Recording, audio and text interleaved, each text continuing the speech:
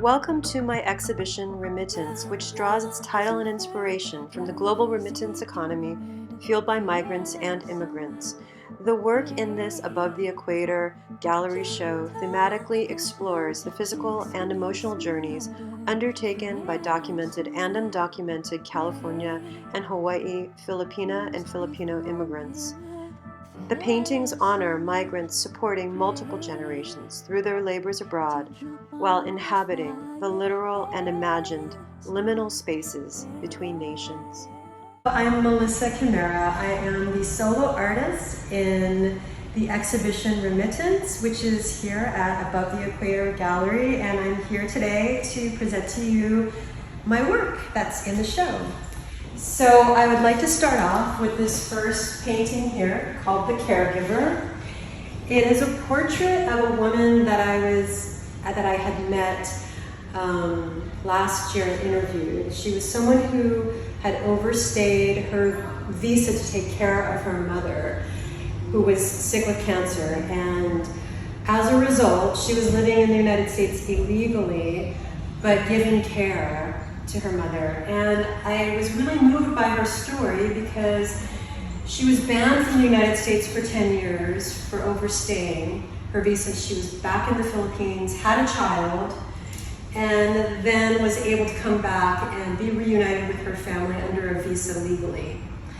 But she has to start all over at square one. So I felt like her story was one to tell about how much migrants, immigrants, people who are here legally or not, give up in order to chase the American dream.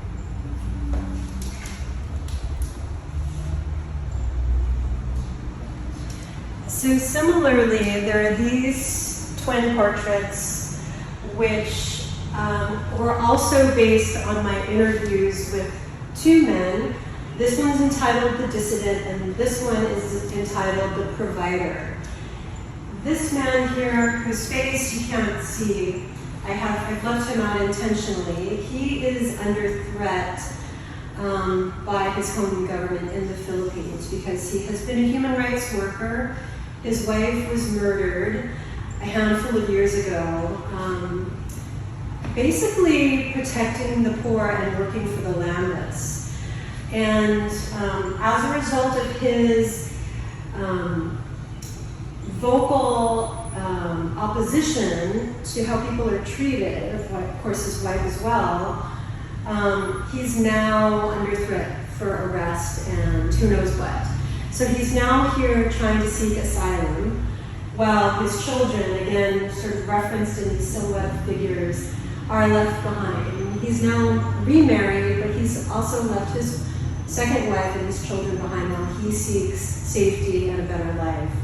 And similarly, Aga here in this portrait, who I met in Honolulu, is on the fishing boats catching fish under 2-year contracts.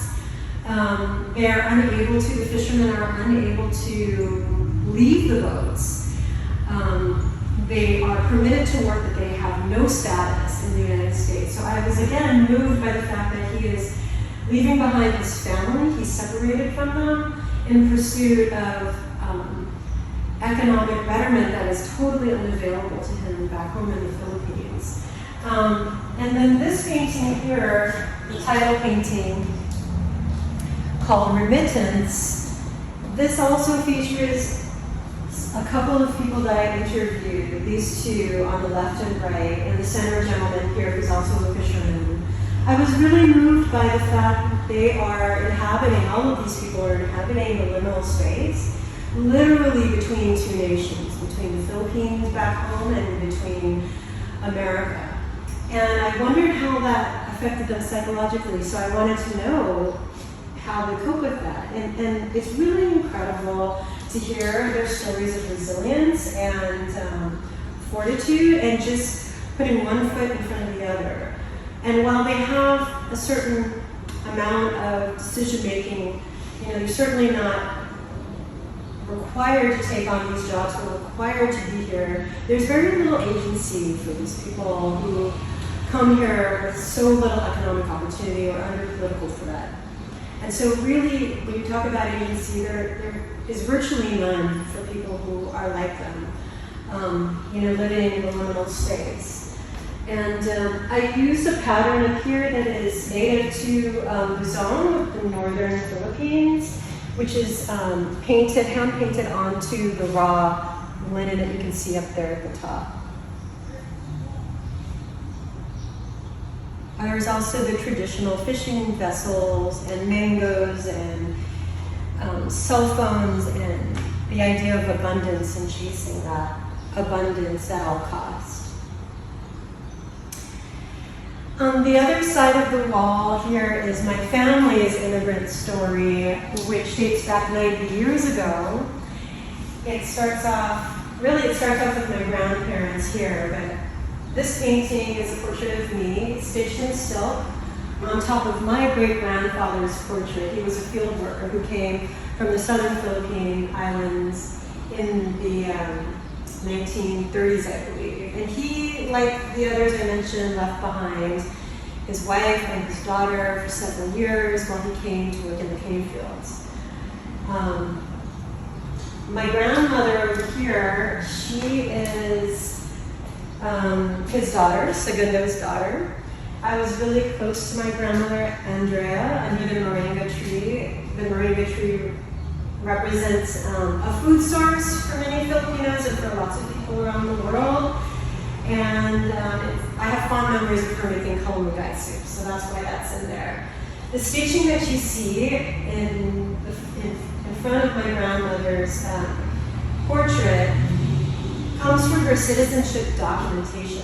And so she lived as an alien on her census records in the territory of the United States. And when I say those words, it's almost hard to even comprehend what they mean because they're such strange words, alien in a territory. But after statehood, Filipinos were granted after the war, Filipinos were granted the opportunity to become citizens after statehood. So all of that happened because the Philippines were an ally of the United States during the Second World War, and that's how she gained her citizenship. The other thing to point out about this painting is that what you're looking at are two portraits, one on top of the other. The first one is a portrait that I actually painted when she was 18 years old, and the second one is the stitched silk of her later on in her middle years, when that actually came from her citizenship documents. So it's two portraits in one.